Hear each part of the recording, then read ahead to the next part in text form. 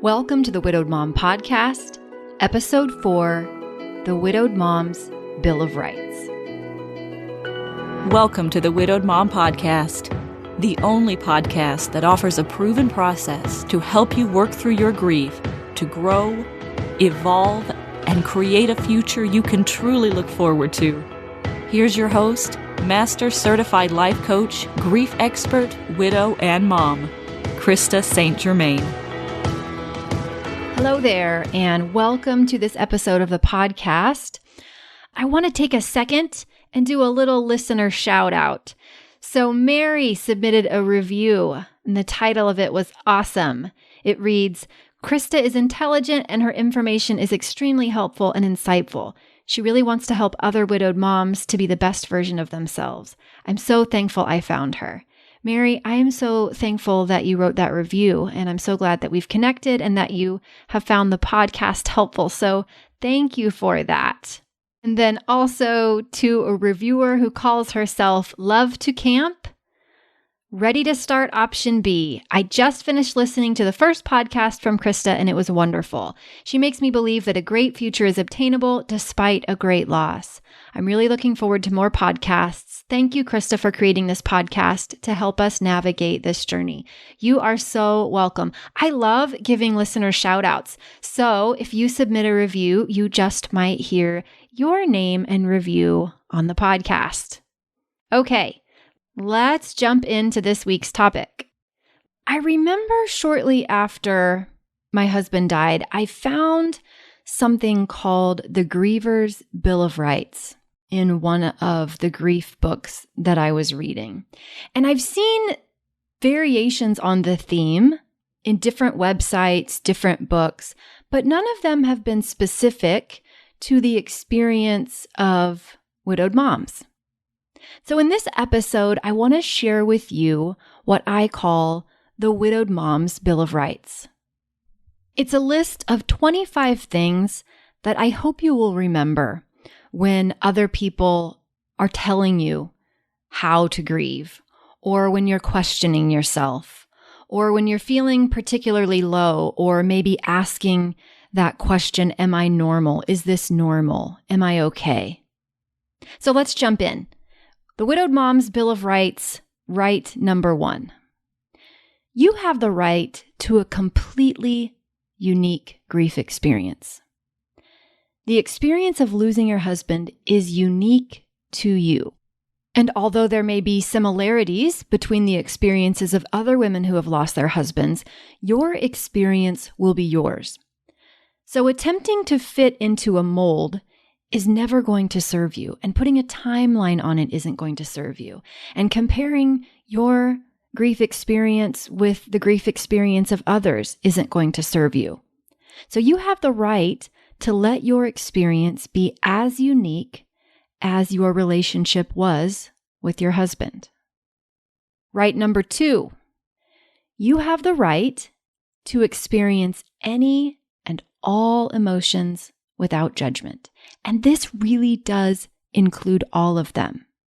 Not just sadness and loneliness, but anger, rage, jealousy, betrayal, relief. And whether or not you experience all of them doesn't mean anything. But don't consider any emotion off the table. And don't judge yourself for any emotion that you experience. You have the right to experience any and all emotions without judgment. Number 3, you have the right to talk about your husband, even if other people are uncomfortable when you do so. And whether his death is recent or years ago, talk about him as much or as little as you see fit. You are not responsible for the emotional experience of other people. If they are uncomfortable, it's because of what's going on in their mind. You don't have magical powers, as much as I know we sometimes wish that we did, and therefore you can't control the thoughts or feelings of other people. It's not your job, and it's not even possible to make those around you feel a certain way. Your job is to take care of your own thoughts, your own feelings, your own actions. That's all you can really control anyway. And let other people react how they will, and know that it means nothing about you or your husband and everything about them and their own interpretations. So talk about your husband as much and as often as you want, even if other people are uncomfortable when you do it. Number 4, you have the right to not know what you want, to ask for help anyway, and to change your mind regularly. For most of us, we are in completely new territory. And well-meaning people will offer to help us, and we may have no idea what we actually need or want. And chances are, neither do the people who love us. So it's okay to not know. And it's okay instead to figure it out along the way. And this isn't limited to those of us who are in acute or early grief. This Bill of Rights and this one as well applies no matter when you lost your husband. It's okay to be honest with the people around you as you navigate this new territory and to communicate your desires as you go, knowing that they will change. Sometimes you'll want someone to call you and check on you or come sit with you. And other times you may just want to be alone. Sometimes you may want help with the kids. Other times you may want your own space together as a family. And you may change your mind 37 times about all of it. And that's okay. You have the right to not know what you want, to ask for help anyway, and to change your mind regularly. Number 5, you have the right to change your self-care habits. Maybe before your husband died, you were the type of person who exercised regularly or ate healthy all the time. And now you notice that you're not exercising at all or as much. And maybe you aren't cooking the way that you used to cook, and instead you're eating all of the foods that people have brought to you. Or maybe you're past the stage where people have brought you food and now you're eating out and doing fast food more often. Maybe you are the type of person who used to meditate regularly or do yoga regularly, and those things aren't happening right now for you. Cut yourself some slack. You can get back to those things eventually. Just because you aren't doing them now doesn't mean you'll never do them again. It's okay to be in transition. It's okay to change your habits and adjust them as you go. I remember about 8 weeks after Hugo died, I decided, because I'd never been the type of person who would go and get massages, I decided to buy myself a monthly massage. It was a big deal for me. But I missed the human touch. The stress relief was good for me. And so I changed my self-care habits. I spent more time journaling than I ever had before because it felt good to me. I allowed myself to sit out on the porch and drink a cup of coffee and watch the sunrise and sit there for a couple of hours if I needed to and take care of myself. I allowed myself to tune in to what I was needing emotionally and meet my own needs as best as I could. I allowed myself to go to therapy and talk about it with a therapist. I allowed myself eventually to invest in coaching when I learned about it and found something that worked for me. And for a while, gosh, I won't even say a while, a long time, it took a while for me to get back to regular exercise. I ate comfort foods for a long time. So cut yourself some slack. Figure out what it is that would be useful to you in terms of self-care. And I don't just mean massages and pedicures, right? I mean taking time to do the work needed to support yourself in your healing in whatever way that is for you. You have the right to define that for yourself. You have the right to change the standing self-care habits that you had, delete some, add some. It's all going to change and evolve as you heal, and that's all okay. Number 6, you have the right to not feel your feelings.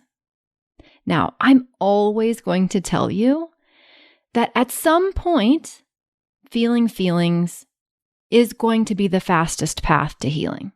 But sometimes you might not want to feel your feelings. You might not be up to it. And that's okay. You get to decide. Sometimes you might just make a list of the feelings you know are there. Put them in a journal. Come back to them when you're ready. It's up to you to decide when you want to feel your feelings. Number 7, you have the right to make mistakes, to adjust your standards, and to fall completely short of them. You are human. We all make mistakes. And somehow when we get into this next chapter of life and when we're grieving, I see my clients setting standards that are so unreasonably high for themselves, and then not giving themselves permission to fall short of those incredibly high standards. You have the right to adjust those standards as you see fit, to fall terribly short of them, and to not make it mean anything has gone wrong, to not make it mean that anything is wrong with you. You have the right to make mistakes. Sometimes you will probably yell or snap at your kids. Sometimes you will make a decision that you wish you hadn't made. Sometimes you will say something you wish you hadn't said. Sometimes, with perspective, you will look back on something and think, oh, I wish I would have done that differently. Of course, we wish we would have done things differently. Hindsight is 20/20, right? We hear that all the time. But we have the right to make mistakes. So when you make mistakes, be gentle on yourself. Number 8, you have the right to keep or not keep any and all of your husband's belongings for as long as you choose. And I know that there will be many people in your life that have lots of opinions about what you should keep, what you shouldn't keep, how long you should keep it for, should you donate it, should you sell it, should you save it for your children. Listen, you get to decide. There is no right, there is no wrong, and it's okay for other people to have their opinions. But what really matters is what is right for you, and only you know that. So you have the right to keep or not keep any and all mementos and belongings, any of his stuff, for as long as you choose, in whatever way you choose. Number 9, I get asked about this one all the time. You have the right to wear or not wear your wedding ring. It is your ring. So often, clients come to me and they are judging themselves based on how they feel about a ring. If you want to wear the wedding ring for the rest of your life, you can. If you want to take it off the day after your husband dies, you can. If you want to move it to your right hand, you can. If you want to take that jewelry and have it made into something else, maybe a necklace or earrings or something else because it's what you want, you get to do that. Other people will have opinions about what it means that you decide to wear your ring or not wear your ring, or for how long you decide to do it. But ultimately, the only person's opinion that matters is yours.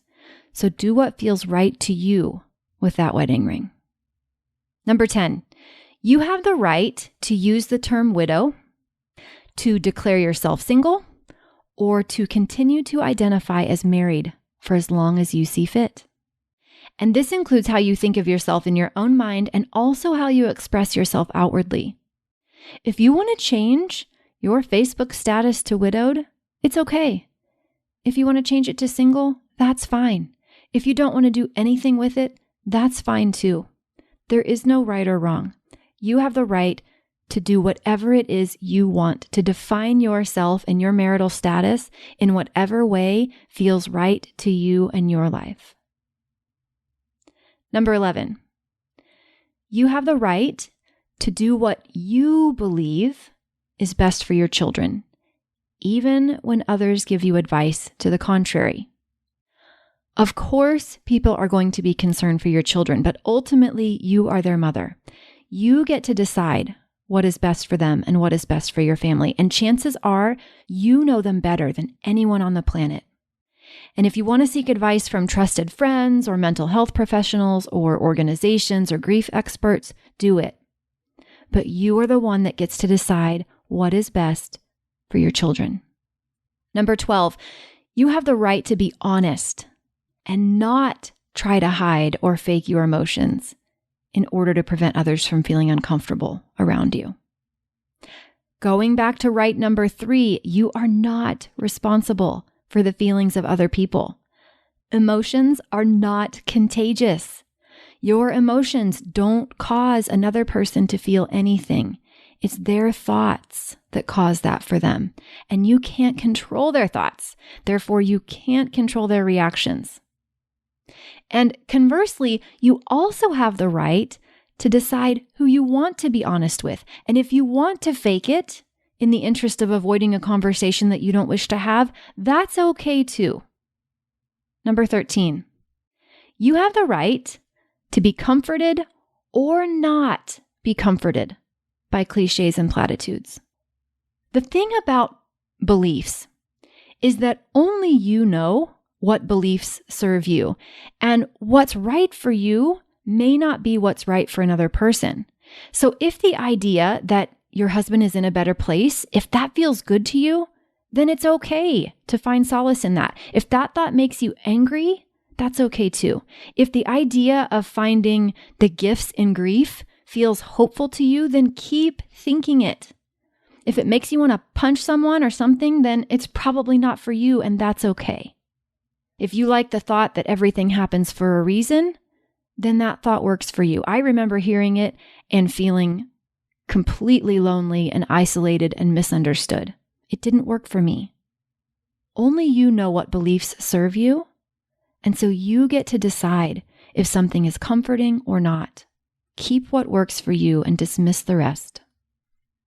Number 14, you have the right to not move on, to not get over it, and to not be strong. Other people have so many opinions and so much advice. Accept what works for you. Dismiss what doesn't. I do believe most people are well-meaning, no matter how off base or poorly worded or awkward their responses might be. But if I had a nickel for every time a client told me a story about someone in their lives who told them that they should move on already or get over it for God's sake or be strong, you get the idea. You don't have to move on. You don't have to get over it. You don't have to be strong. You just be what you are and experience what you're experiencing, and let those other people keep their opinions and advice. Number 15, you have the right to date or not on the timeline that feels right to you, regardless of what others say about your decision. In future episodes, we'll talk about how to know when dating is right for you and what questions you might ask yourself. I'll help you make sure you like your reasons for the choices you're making, but for sure people are going to have different opinions on what you shouldn't and shouldn't do, especially when it comes to dating. And this includes your family, your friends, your coworkers, your children. But it's not your job to get their approval or their validation about decisions you make. It's your job to make decisions that are best for you and to like your reasons. You have the right to date or not on the timeline that feels right to you, regardless of whether other people agree with your decision. Number 16, you have the right to embrace your spirituality or to question it, or both.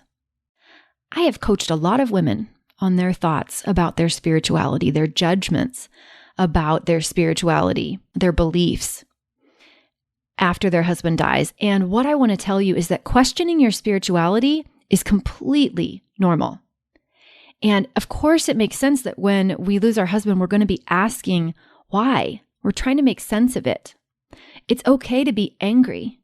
It's okay to be angry with God, if that is your belief, or with whatever entity you believe in. It's okay to question all of it. It doesn't mean anything about you. It doesn't mean anything about your progress. It doesn't mean anything about your future. And I've often seen people cut themselves out of their own faith experiences, their own faith traditions, because they're having doubts. And then instead of letting those doubts be a normal part of the process, they judge them and they judge themselves for having doubts, and they tell themselves that they are bad at practicing whatever their faith is. And then they pull away from it and they don't get the support that would benefit them in that moment. So you have the right to fully embrace your spirituality. You have the right to completely question it. You have the right to do both of those things. Right number 17.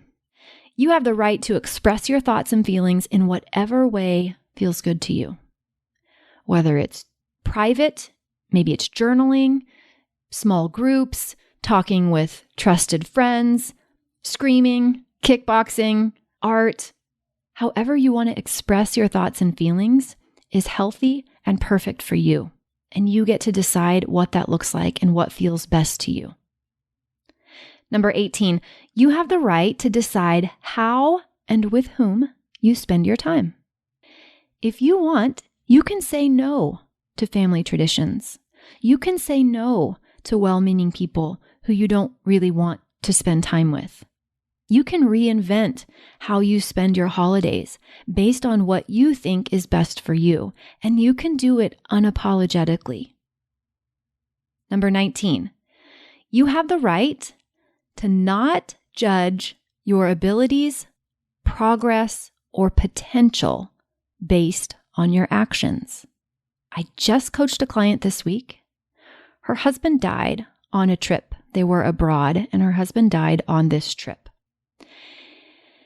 So in her effort to prove to herself that she was okay, she scheduled a trip abroad.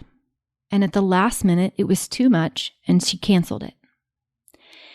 And instead of having her own back, instead of showing compassion to herself, her immediate response was to shame herself, was to make canceling that trip mean that she wasn't okay, that she wasn't headed in the right direction, that she wasn't going to be okay without her husband. You have the right to not do that.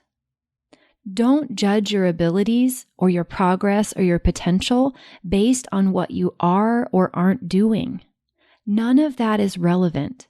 Expect that the types of things that you'll be doing are different from the types of things that you were doing before. You're grieving, and it's okay.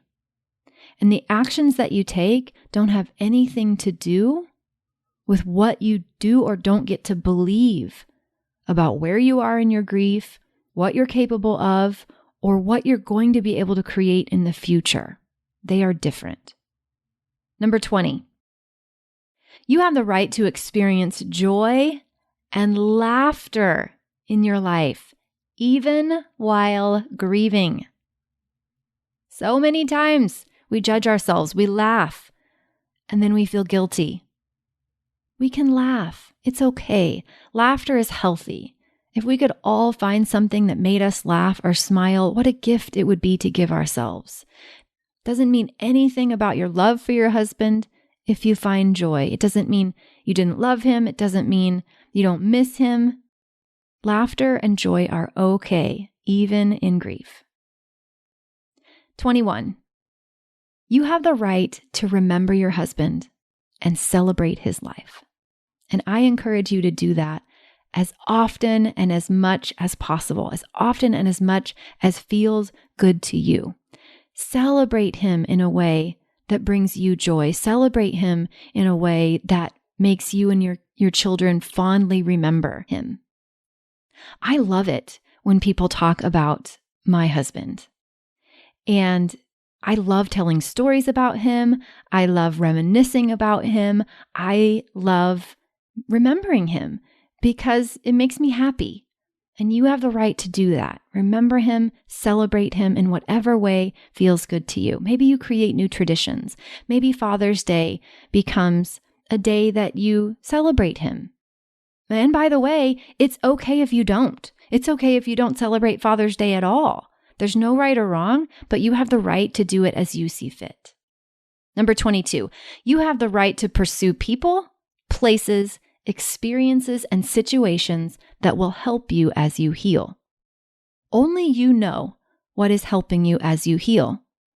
And I've talked to many women who wanted to do therapy or counseling and met with someone, it wasn't a good fit, and so they never went back or they gave up. Listen, this is your grief. You are responsible for your healing. You are the customer in this experience. So you get to try as many things as you want and quit as many things as you want if they aren't working for you, and keep going and keep searching and keep looking for what does work for you until you find it.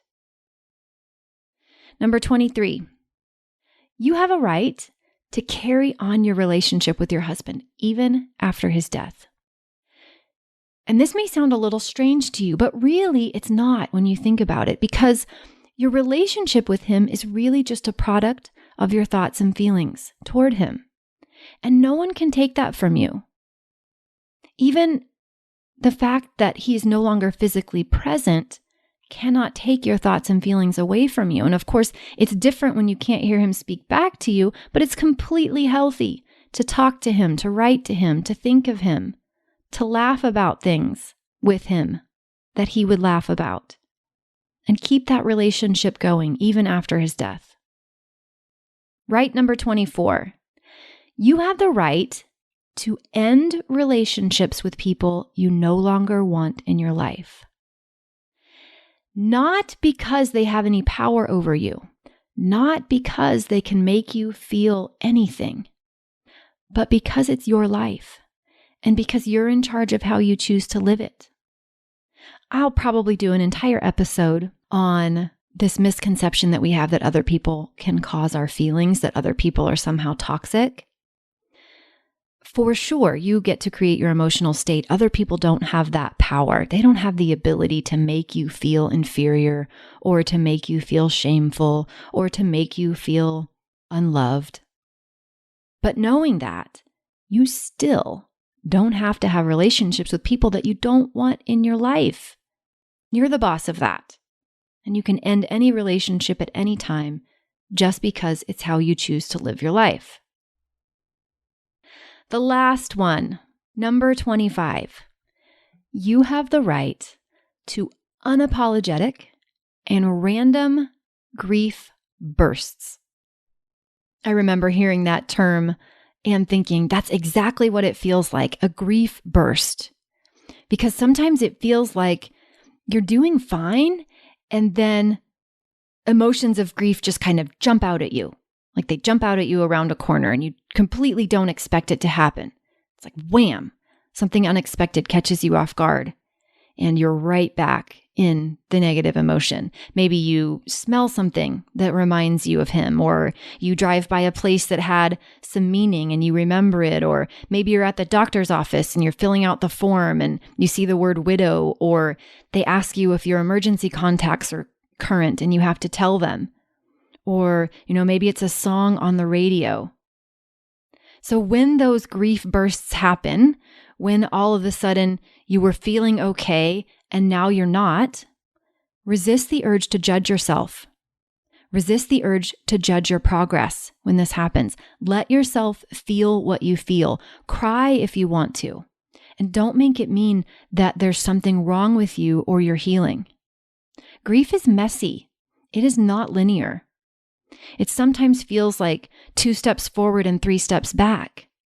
We want it to be this nice linear progression, that if we just do certain things, that then all of a sudden we won't feel all of the feelings. That isn't the way that it works. I think it's really better to think of it as kind of instead of a straight line, it's a tangled, jumbled up, messy knot. And even though it doesn't feel like progress, even though we get these random bursts of grief, that's all part and parcel. That's all the way of it. So I hope these are useful to you. And the next time you're inclined to judge yourself, the next time you are offered some unsolicited advice by mostly well-meaning people, the next time you're really questioning where you are, I hope you'll come back and listen to this episode and remind yourself of the Bill of Rights that you as a widowed mom have. So I love you. I hope you have an amazing day, and I want you to remember, you've got this. If you're enjoying the Widowed Mom podcast, I would love it if you would take just a couple of minutes to rate and review the podcast. Ratings and reviews, especially to newer podcasts, are so important in helping podcasts become discoverable. So go to coachingwithkrista.com/podcast launch, and you will find the instructions as well as the rules for a fun contest that I'm running. I'm giving away 5 $100 Amazon gift certificates, and you could be a winner. I would love to hear what you think of the podcast. I would love, of course, a 5-star review, and I would love it even more if you would share this podcast with someone who you think would benefit. Thanks so much. I'll see you in the next episode. If you like what you've been hearing on this podcast and want to create a future you can truly get excited about even after the loss of your spouse, I invite you to join my Mom Goes On coaching program.